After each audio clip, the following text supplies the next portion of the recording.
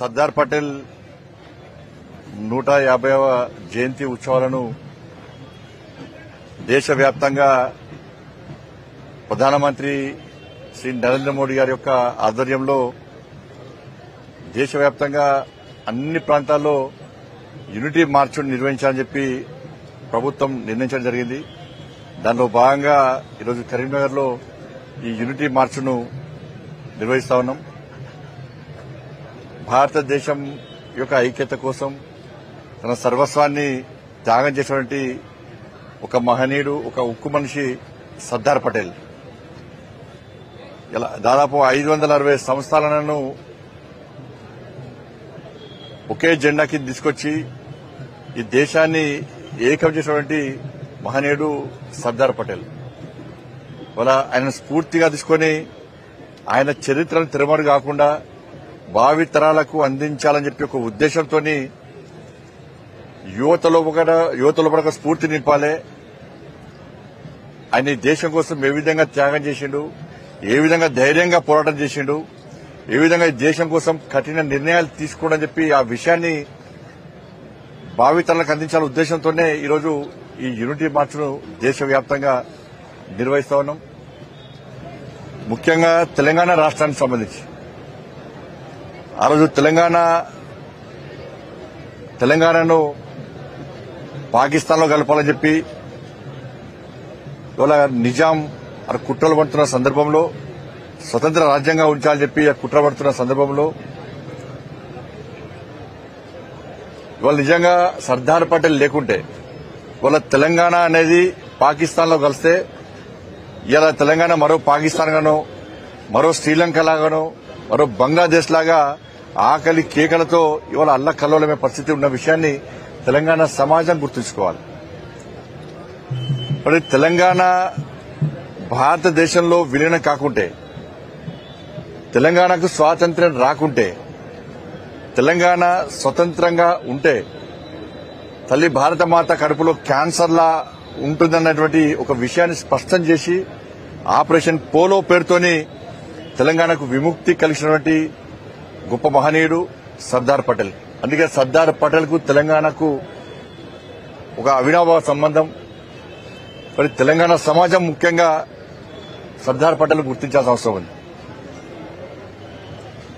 దాంతోపాటు IPS, IAS సంబంధించి ఆధునిక సివిల్ సర్వీసెస్ ను స్థాపించడంలో ప్రముఖ పాత్ర పోషించిన వ్యక్తి సర్దార్ పటేల్.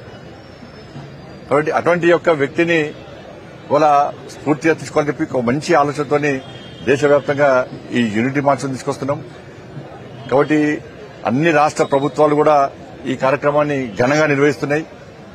ప్రధానమంత్రి గారు, కేంద్ర ప్రభుత్వం ఒక నిర్ణయం తీసుకున్నది. సర్దార్ పటేల్ ను స్ఫూర్తిగా తీసుకుని ముందు ఇటువంటి యాత్రలు చేయాలని చెప్పి అనేక కార్యక్రమాలు ఈ 150వ జయంతి సందర్భంగా కేంద్ర ప్రభుత్వం ఆధ్వర్యంలో నిర్వహిస్తా ఉన్నాం. కాబట్టి అందరూ కూడా యువత అంతా కూడా మనం చూస్తున్నాం, యువత రాజకీయాల్లోకి రావాల్సిన అవసరం ఉంది. వాళ్ళ కెరీర్ను ఉద్యోగాల కోసమో, వ్యాపారాల కోసమో, విదేశాలకు పోవడం కోసమో వాటికి మాత్రమే పరిమితం చేస్తే ఈ దేశము ప్రపంచాల్లో పోటీపడే స్థాయికి వచ్చింది. పోటీపడే స్థాయికి వచ్చినప్పుడు యువతను ప్రోత్సహించాల్సిన బాధ్యత ఉంది. లేకుండా కుటుంబ పరంపర రాజకీయాలు ఇవాళ ఈ దేశంలోకి వస్తున్న సందర్భంలో యువత అంతా కూడా రాజకీయాలకు రావాల్సిందిగా ఈ సందర్భంగా విజ్ఞప్తి చేస్తూ, వచ్చిన వాళ్ళందరూ కూడా రాజకీయ స్వార్థంతో కాకుండా, కుటుంబం కోసం కాకుండా ఈ దేశము, ఈ సమాజం అనే ఒక విషయాన్ని ఆలోచించి సర్దార్ పటేల్ లాంటి ఒక మహనీయులను స్ఫూర్తిగా తీసుకుని వారు ఏ ఆశయాలు, ఏ లక్ష్యం కోసం వారు ఈ దేశం కోసం పనిచేశారో ఆ లక్ష్యాన్ని చేర్చుకోవడానికి,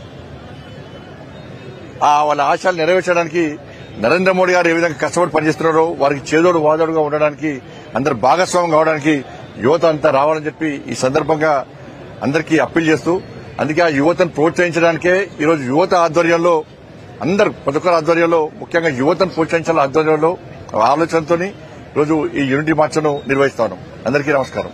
దాంతోపాటు సౌదీలో ఇప్పుడే సమాచారం వచ్చింది, సౌదీలో దాదాపు 42 మంది బస్సు